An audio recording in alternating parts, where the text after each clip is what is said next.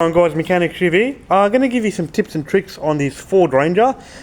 Now this will work for px1 and px2. This is a 3.2 litre engine. And you're going, what the hell am I doing here? Guys, I'm doing a suction control valve. So I got the battery removed. Okay. You already should be mechanically inclined to do this job anyway. So what it is, you've got this bracket here. Now you got to take the bracket off. Before you take that off, you got to take these clips off. So this is the fuse box, and the fuse box sits there obviously. So you got to take the clips off here, swing this fuse box that way.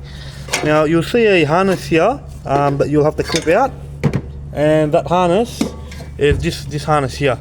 Clip that out there. You'll get the nuts. So that's one nut there, and the one nut there, righto. And you'll see that thing there. So you need a universal joint. I've come up with that idea. Over here, it's pretty easy to get access to the that's the bolt there, and then you've got another nut here somewhere. It's somewhere, but it's there. Alright, so you figure it out. And that's the hole there for it. So hang on, no bolt there, it's a bolt on the side, nut on the side. So it's actually double nutted to here. Alright, and while we're doing this, guys, is just to take off the fuel filter housing. So I've removed the fuel filter, yeah, and then you'll get the bolts up here. Okay, so you got one bolt there, and then you have to take off some of the ECU connectors. There's one there, and there's one there. You can't even bloody see it, but you'll need another uni for that as well, right in there. Okay guys, so that will allow you to free this up. So I'm going to take this out. And then another thing, guys, when you put this thing on, don't go on an angle, because you will actually bend the pins inside. There are 1,000 pins inside, and you'll blend them. So don't bend them, go nice and easy, take your time, because this will be right up against it. There's no fucking room in this area. Okay, so I'm going to go over the next steps after I go from there. And the whole aim of this job, okay, you can see what's happened, is to remove the fuel filter shield, or the housing for it. And guys, what it will do is it will expose you straight to that suction control valve right there. Now you will have to take the main connector off and take the connector off the bottom, because our aim is to get our Allen key in there. And this is very difficult because there is no room. So I'll put my hand up. Now imagine sticking your hands down there on the Allen keys and not stripping that. So some people do it with a fuel filter housing in. I do it with it removed, because I don't want to strip anything, I don't want to break anything. I just take your time, do the job properly. And also it helps me make sure that I have confidence that I've lined up the O-ring nicely as well, because there's the O-ring and obviously the seal fuel pressure. Those the electrical connectors. Now I have these already pulled out, but what you need to do is the easiest solution, okay, is to get yourself a pricking tool with a hook like this. And it doesn't have to have the, see, I've got air hook, it can just be a straight hook. So this upper can be straight and going that way. And what you're going to do is you're just going to go in there and pop it out. And what you're going to be popping out, guys, okay, is this connector. There's two connectors, and why you need to take off the two is because it's in the way of the Allen bolt. Now what it is, guys, so see the end of that, okay, and you're going to hook your hook. You're going to hook your hook on top of this part, and you're going to pull this way. As you're pulling, you're going to pull out that way, and she'll be able to come out. So you got to hook your hook. Basically, I even had mine right in there, and I've hooked it out, and guys, it just comes out and bang. It just, see, I've got both of them out now. Now, tool selection, you need a 4mm. I use a long Allen key with a ratchet, and you're going, where the hell's my ratchet spanner? And you're going, where the hell's the bolt? Well, I'm just going to zoom in. Look at that, guys. Look at the setup there. Okay, see the Allen keys there, and it's following all the way at the back.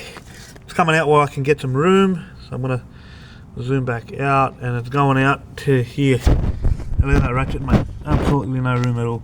So you can use a quarter drive, but I'm using the long one, okay, because I want a bit more torque. And yeah, so you make sure that bolt's straight, and you can go ahead and move your hand while doing that, and you can take it out. Once it's loose, you can go by hand, and don't drop these unless you have your skid tray open. Try not to drop it at least. So you can get to a point where you can do it with hand. But yeah, that's how you take it off. Alright guys, pulled out the suction control valve, and now guys, this job that I'm doing, I hope the customer also watches this too. Now this car had an issue where at a certain part it went into limp mode. It was very hot outside. It went into limp mode, and it came out, and there were no codes and whatever. So I said the first things to do is change the suction control valve, guys.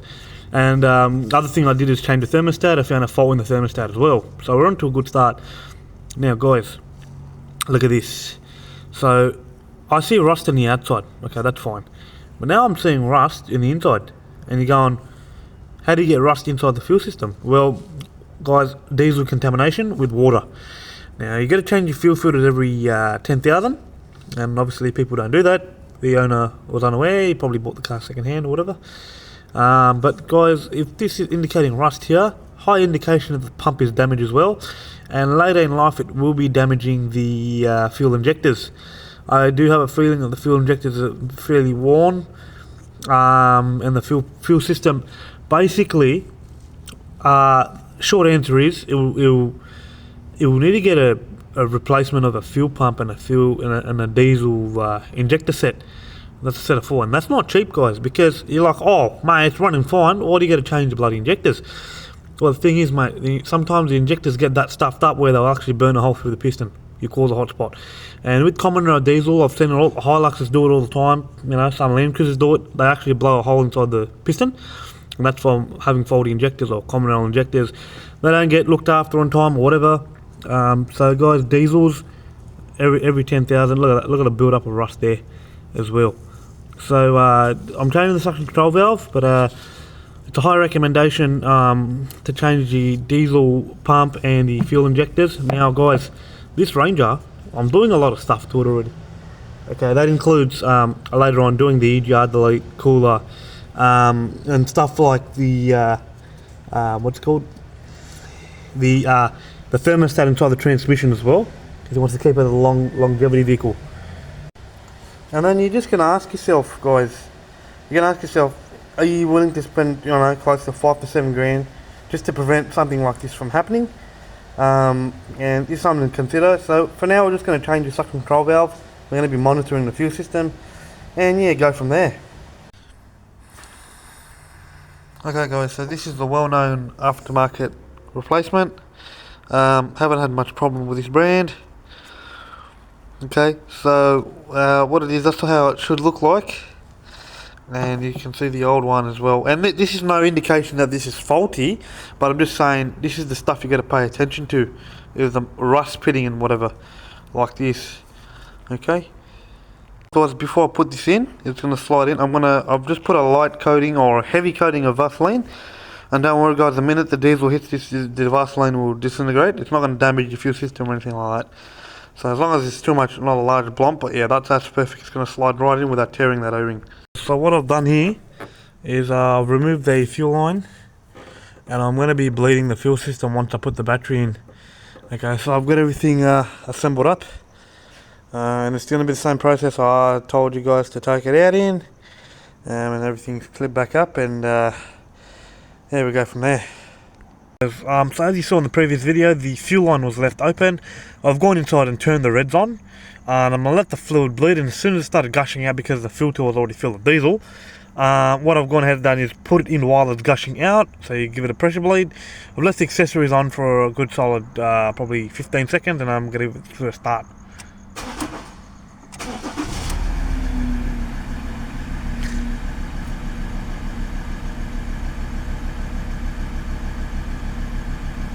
Alrighty, so she's idling nicely,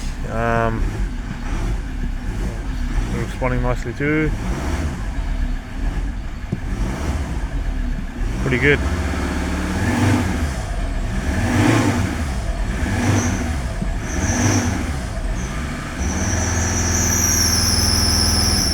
So I did bleed the coolant, so it is leaking a bit of water.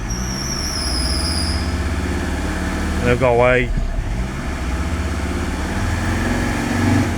and job well done.